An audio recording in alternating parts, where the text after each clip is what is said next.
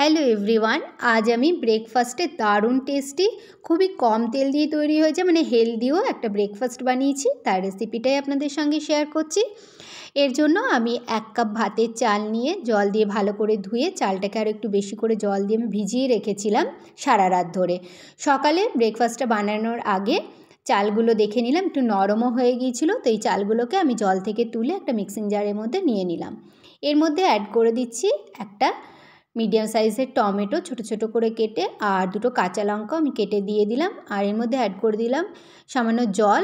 এবারে আমি এটা মিক্সিতে ঘুরিয়ে একটা পেস্ট বানিয়ে নেবো। তো ফাইন পেস্ট বানানোর প্রয়োজন নেই, হাতে একটু দানা দানা লাগবে সেরকমভাবে পেস্টটা বানিয়ে নিতে হবে। এই পেস্টটা আমার বানানো হয়ে গেছে, আমি এবারে একটা বড় বাটির মধ্যে ট্রান্সফার করে নিলাম। ঠিক এরকম ঘনত্বের একটা ব্যাটার তৈরি হয়ে গেল। এবারে আমি এর মধ্যে অ্যাড করে দিচ্ছি একটা ছোটো টুকরো ক্যাপসিকাম, যেটা মিহি করে কেটে নিয়েছিলাম, একটা ছোটো গ্রেট করা গাজর দিলাম, আর একটা ছোটো টুকরো আদা গ্রেট করে দিয়ে দিলাম, আর দিয়ে দিচ্ছি বেশ কিছু ধনেপাতা কুচি। ধনেপাতা দিলে টেস্টটা কিন্তু দারুণ আসে। ধনেপাতাগুলো দিয়ে দিলাম। এবার আমি এর মধ্যে অ্যাড করে দিচ্ছি 1 চামচ মতো লবণ, হাফ চামচ জিরে গুঁড়ো, হাফ চামচ ধনে গুঁড়ো, আর দিচ্ছি 2 থেকে 3 পিঞ্চ হিং, আর দিয়ে দিলাম সামান্য গোটা জিরে। এবারে হাফ চামচ জোয়ান দুটো হাতে ঘষে দিয়ে দিলাম, এতে ফ্লেভারটা জোয়ানের ভালো আসে। আর ছোট্ট একটা চামচের 1 চামচ হলুদের গুঁড়ো দিলাম। এবারে সব কিছুকে হাতাতে করে ভালো মতো মিক্স করে নিচ্ছি। তো এরকম সুন্দরভাবে মিক্স করে নিয়েছি। এবারে আমি এর মধ্যে অ্যাড করে দিচ্ছি একটা ডিম। তো আমি একটা ডিম দিয়েছি, আপনারা চাইলে এর জায়গায় 2টো ডিমও দিতে পারেন। আর আমি পেঁয়াজ রসুন দিইনি, আপনারা পেঁয়াজ রসুনও এর মধ্যে অ্যাড করতে পারেন, বা বাকি কিছু সবজিও দিতে পারেন, তবে সেগুলো মিহি করে কেটে দিতে হবে।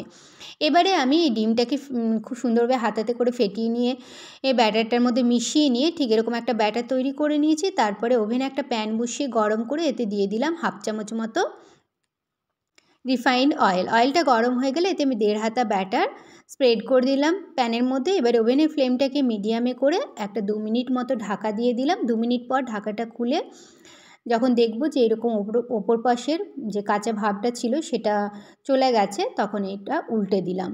এবারে যাতে এটা খুব সুন্দর একটা কালার চলে এসছে, ঠিক এই অপর পাশটাও যাতে একটা সুন্দর কালার আসে, খুব সুন্দরভাবে কুক হয়ে যায়, তার জন্য আবারও মিডিয়াম ফ্লেমে 2 মিনিট মতো ঢাকা দিয়ে দিয়েছিলাম।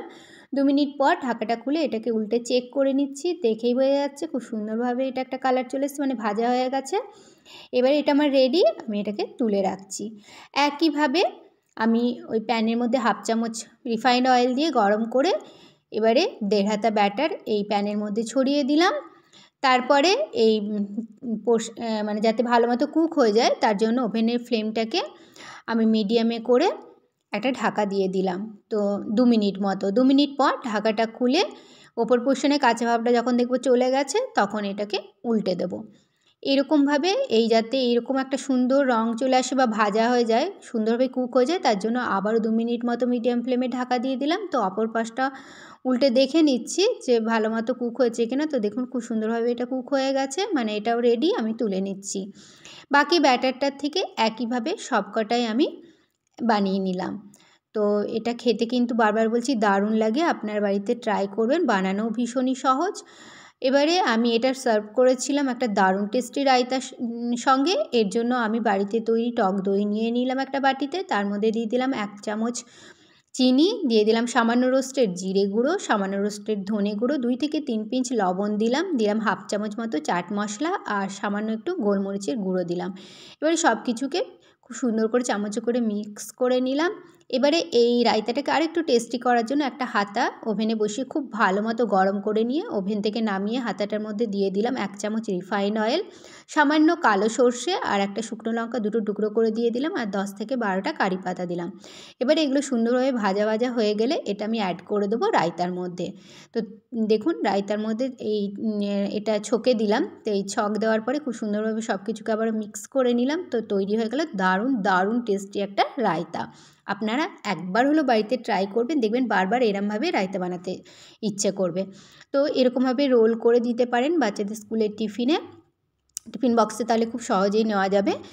আর দেখুন রায়তার সঙ্গে কিন্তু এটা দারুণ লেগেছিল খেতে। তো আপনার বাড়িতে একবার হলেও ট্রাই করবেন। Please do like, comment, channel subscribe to my channel. Thank you.